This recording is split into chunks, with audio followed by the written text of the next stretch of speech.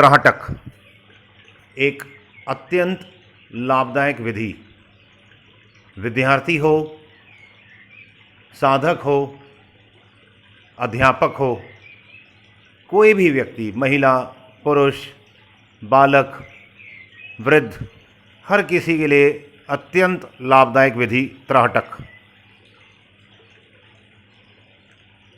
त्राटक के नाम में ही है त्र अर्थात 3। किसी भी स्थान पर हम बैठ जाएंगे। मैं पहले ये बता दूं, ये 4 स्टेप्स में होगा ये हमारा जो ये पूरा विधि है। पहले स्टेप में हमने बैठ जाना है ज़मीन पे अथवा बेड पे, चौकड़ी मार के अथवा कुर्सी पे, जहाँ पर भी आराम से बैठा जाए। रीढ़ की हड्डी सीधी, सामने चित्र हो गुरुदेव का, ओम, स्वास्तिक अथवा अगरबत्ती की जो एकदम छोटी सी लौ होती है, अथवा दिया, मोमबत्ती, जिस चीज़ को भी हम त्राटक करना चाहें करते रहें, वह इस चीज़ रख लें। रीढ़ की हड्डी सीधी हो और आँखों की एकदम सीधाई में वह चीज़ रखी हुई हो। ज़्यादा से ज़्यादा 6 फुट दूर होना चाहिए हमारे आँखों से। करना क्या है, अब पहली विधि में हमने, पहले स्टेप में हमने दोनों आँखों से उस स्थान को, चित्र को अथवा जो भी इस त्राटक के लिए हमने लक्ष्य निर्धारित किया, उसको दोनों आँखों से अपलक देखते रहना है। पलक नहीं झपकाना, बस देखते रहना।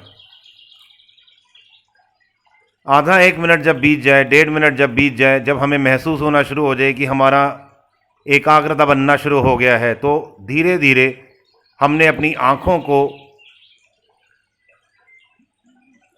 बंद करता जाना है और आधी आँखें बंद कर लेनी है। जैसे ही दोनों आँखें हमारी आधी बंद हो जाएं और हम अपलक, बिना पलक को झपकाए उस लक्ष्य को देख रहे होते हैं, तो अचानक हमारे को साथ ही साथ हमें उसी समय हमारे तीसरे नेत्र से, यहाँ जहाँ तिलक लगता है, यहाँ से भी उस लक्ष्य को देखना शुरू कर देना है।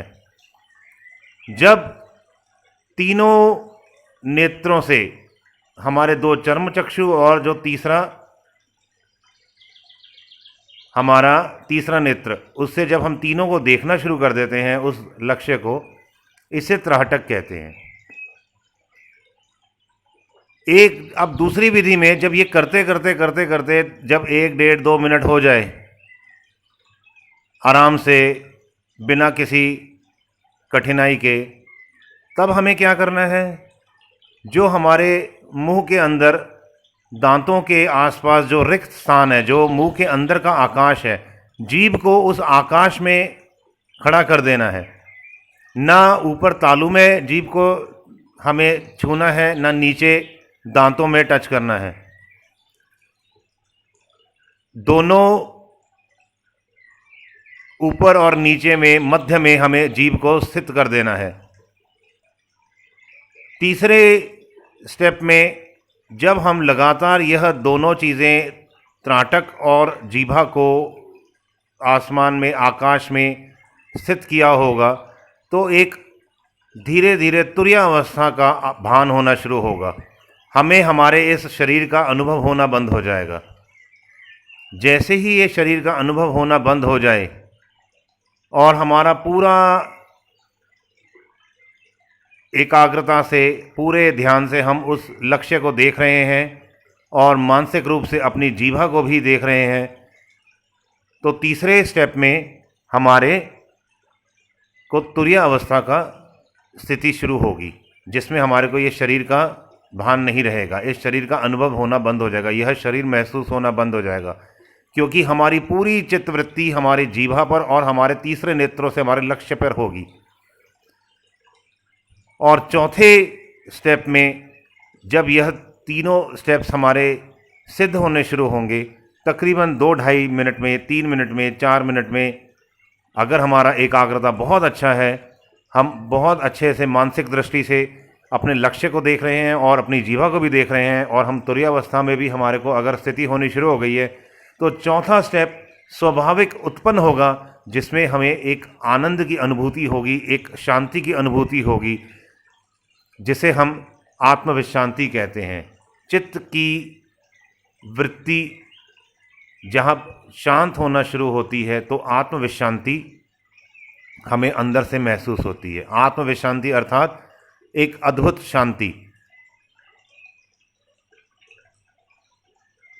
स्वाभाविक रूप से हमें एक सामर्थ्य का अनुभव होना शुरू होगा। चित्त की विश्रांति सामर्थ्य की जननी है। तो इस प्रकार से जो व्यक्ति, जो साधक, जो विद्यार्थी त्राटक करते हुए और ये चारों मैंने जो स्टेप्स बताए करेंगे, बहुत बहुत लाभ होता है। पूरा लाभ लीजिए और कोशिश करिए कि ये विधि सुबह शाम दोपहर जब भी फुर्सत मिले, जब भी मौका मिले ज़रूर करें। हरि ओम तत्सत। जय गुरुदत्ता।